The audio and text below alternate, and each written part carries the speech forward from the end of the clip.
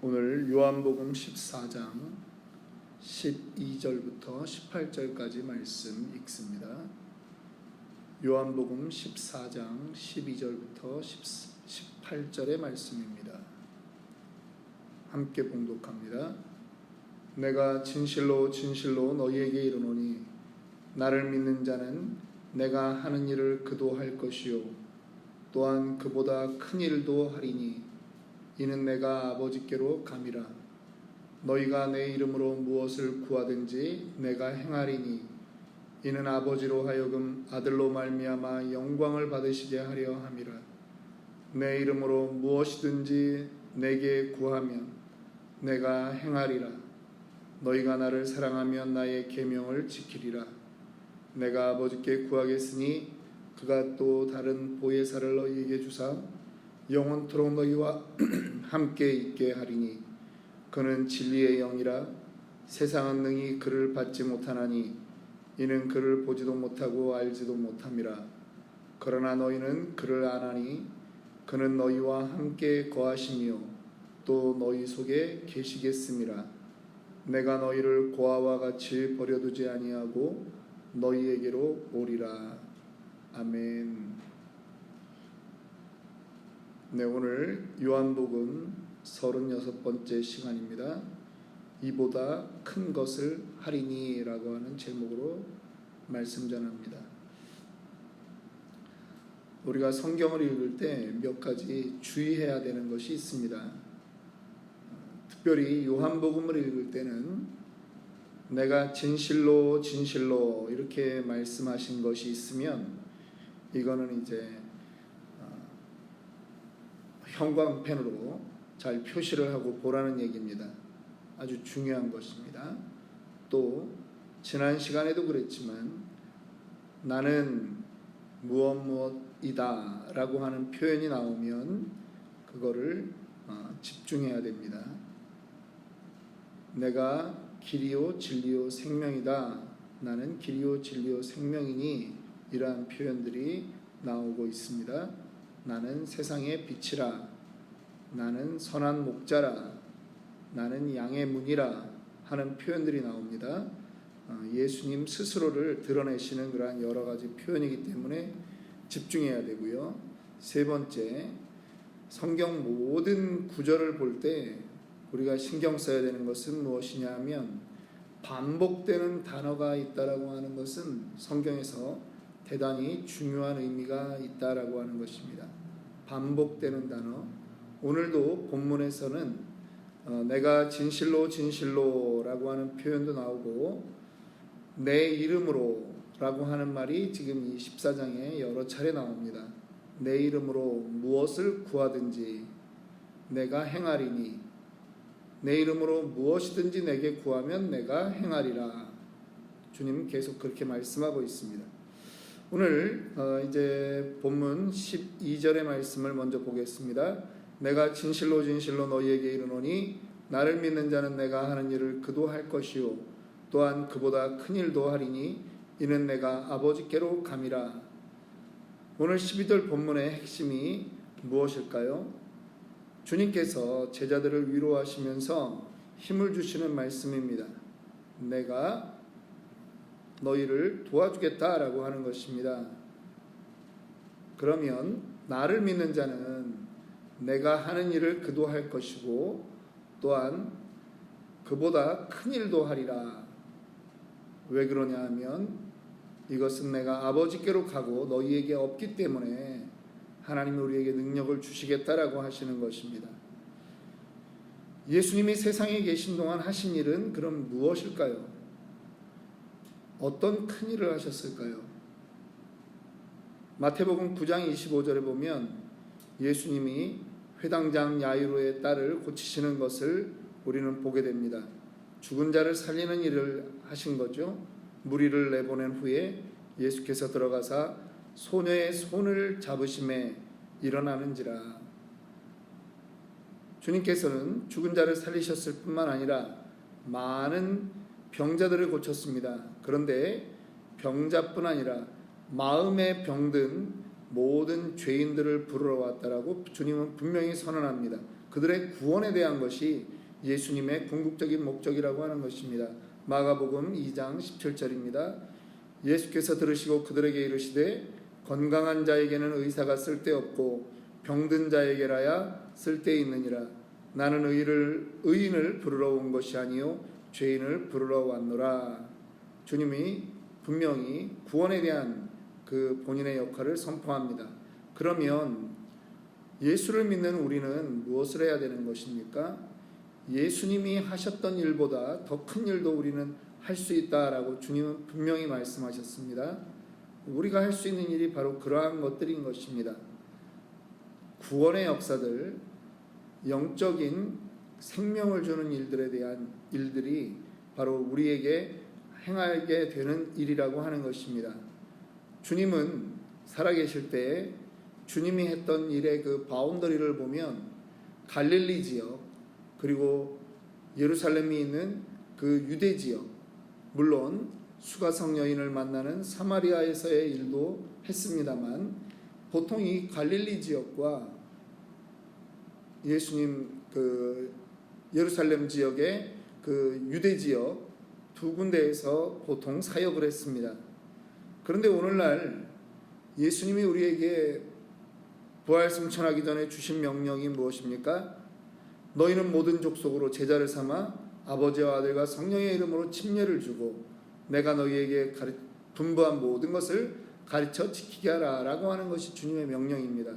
그래서 지금 이 땅에 우리 그리스도의 제자들은 전 세계 곳곳에 나가서 사역을 하고 있습니다. 많은 종들이 그와 같은 능력을 받았고 그렇게 일해오고 있습니다. 이름만 되면 알만한 그러한 훌륭한 목사님들이 지구 전 세계를 비행기로 170바퀴를 돌았느니 200바퀴를 돌았느니 그런 말들을 우리는 듣곤 합니다. 바로 예수님이 했던 일보다 더 큰 범위의 일들을 합니다.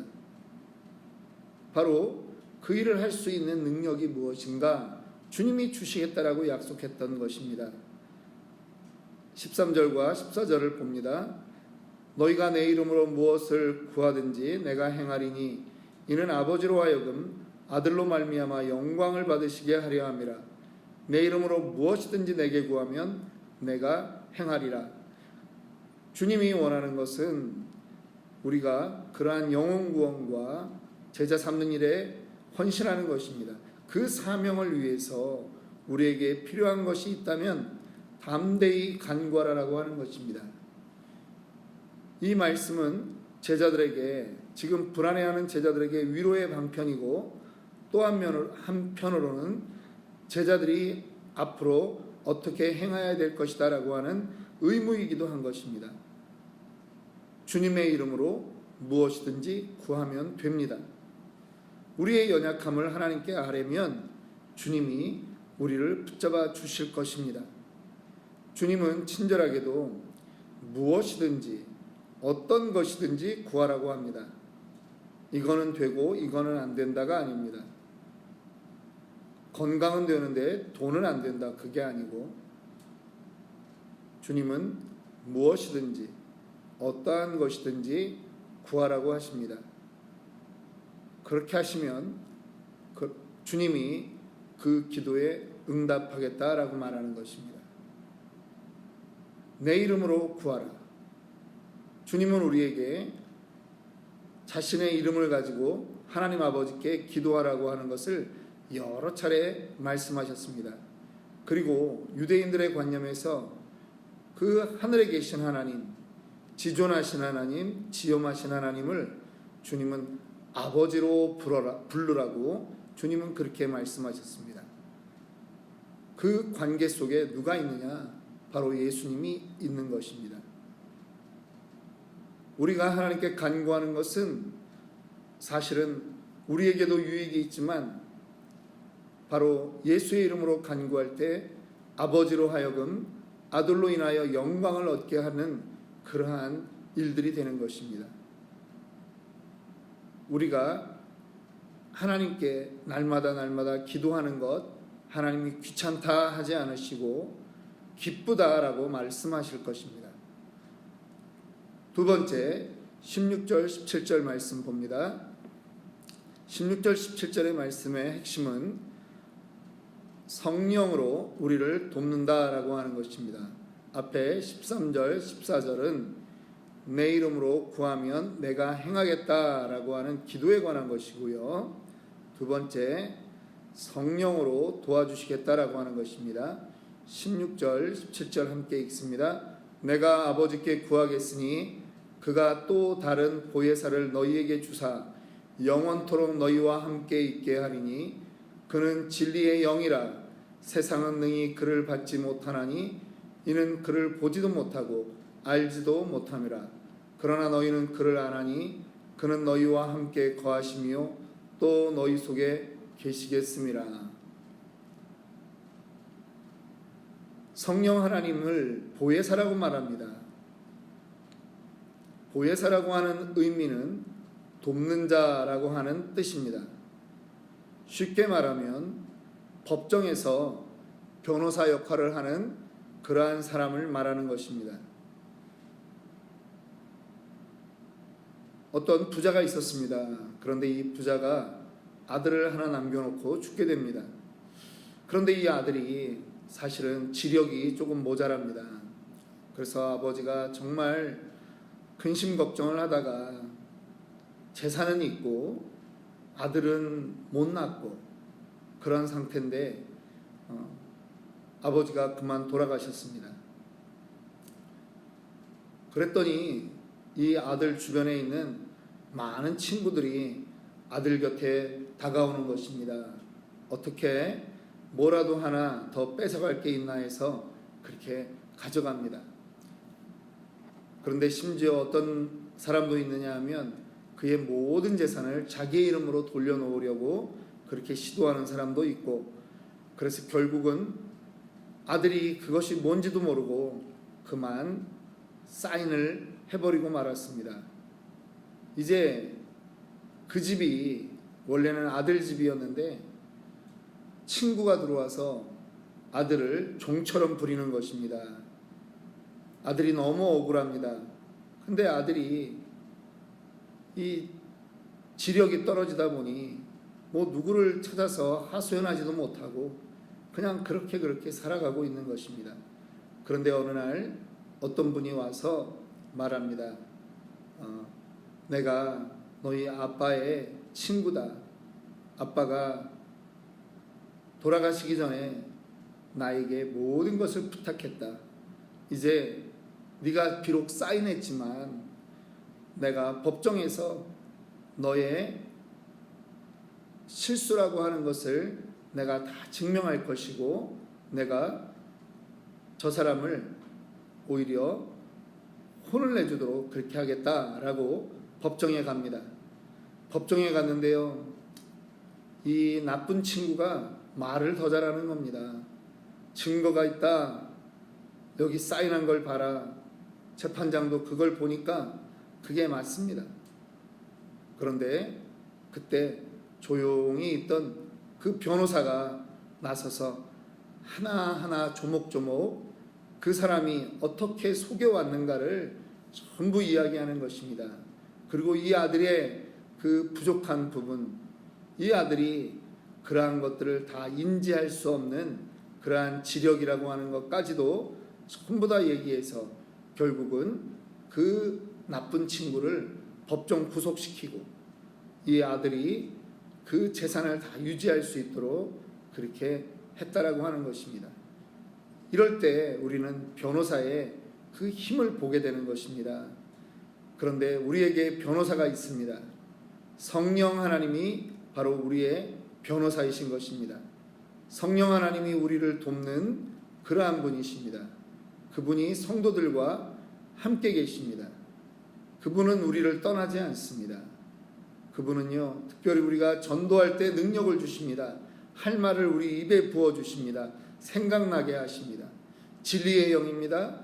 성도의 마음속에 진리가 바로 서게 되는 것입니다.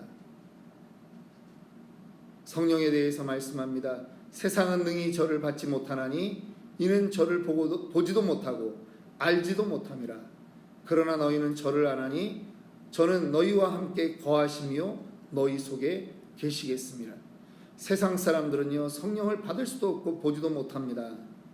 그러나 보혜사 성령은 이 험한 세상을 살아가는 성도들을 위한 은혜이며 위로가 되는 것입니다.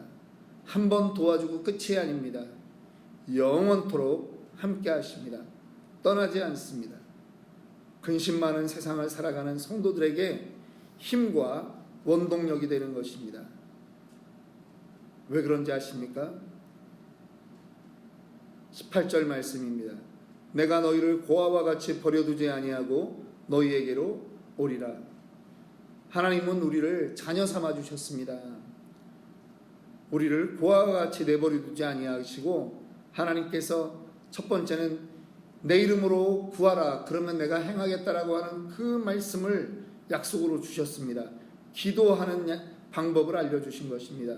두 번째, 보혜사 성령을 너희에게 주겠다라고 하는 것입니다. 언제까지요? 영원까지. 그리고 주님께서 그 때가 되었을 때 너희에게 오겠다, 우리에게 오시겠다라고 하는 것입니다. 우리는 외롭지 않은 것입니다. 기도할 수 있습니다. 성령님이 우리 안에 계십니다.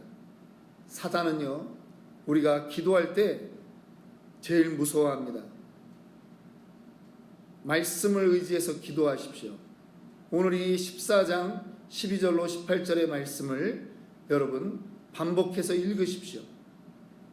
우리를 고아와 같이 버려두지 아니하시고 우리에게 오시겠다라고 약속하신 그 예수님께서 내 이름으로 구하는 모든 것을 직접 행하시겠다라고 약속하셨습니다. 성령을 우리에게 주셔서 영원히 떠나지 아니하고 우리와 함께 하시겠다라고 말씀하십니다. 우리는 그것을 의지하고 기도하는 것입니다. 초라한 우리의 인생입니다. 무능력한 존재입니다. 그러나 기도할 때 그 무능력이 능력으로 바뀌는 것입니다. 나의 능력이 아니라 하나님의 능력입니다. 기도하다 보면요 불가능해 보이는 일들이 생각납니다. 막힌 담처럼 느껴집니다. 벽이 생깁니다. 그런데 기도해야 됩니다. 이 벽을 무너뜨려 주시옵소서. 이 장애로 느껴지는 이 벽이 돌파되게 하여 주옵소서. 강력한 기도로 이것을 부수어야 합니다. 더욱 전진하는 것을 믿고 전진하고 상상하고 나아가야 됩니다. 하면 된다, 해보자, 할 수 있다 외치면서 기도해야 됩니다. 계란으로 바위를 치듯이 그렇게 믿음의 싸움을 했던 사람들로 인해서 이 땅에 그리스도의 복음이 전해졌습니다. 왜 그렇습니까? 우리는 계란처럼 얇은 껍질로 부서질 것 같지만 성령이 함께 했더니 성령이 함께 하시니까 또 기도로 나아가니까 능력을 받는 것입니다. 역사가 일어나는 것입니다. 우리 치노벨리 아름다운 교회, 비록 작은 교회지만 하나님이 우리를 통해서 하실 일들을 우리는 기대하십시오. 우리는 그 꿈을 가지고 나아갑니다. 이 지역에 죽어가는 영혼들, 또 가난한 성도라고 하는 지금 이 코로나 사태 가운데 예수를 믿는 것을 지금 쉬고 있는 성도들을 향해서 우리가 외쳐야 됩니다. 그들이 예수의 복음을 다시 받아들이고 이 전으로 나아오고 이 지역 교회로 흩어져서 나아가는 것들을 상상해야 됩니다. 그 일들이 우리 교회를 통해서, 아니 나를 통해서 일어날 것을 상상하십시오. 전해야 됩니다. 해보면 됩니다. 하면 된다. 해보자. 할 수 있다. 불가능해 보이는 그 모든 장애의 벽을 기도로 돌파하는 것을 우리가 상상하십시오. 무너집니다. 무너집니다. 예수의 이름에 능력이 있습니다. 그 능력의 이름을 붙들고 오늘도 주의 이름으로 간구하는 저와 여러분들이 되기를 원합니다. 그럴 때 주님이 하신 이보다 더 큰 일을 하리니 라고 하는 것들이 바로 주님의 제자된 우리를 통해서 이 땅 가운데서 일어날 것을 우리는 믿는 것입니다. 이 시간 주여 7번 부르고 우리 간절한 마음으로 통성으로 기도하겠습니다.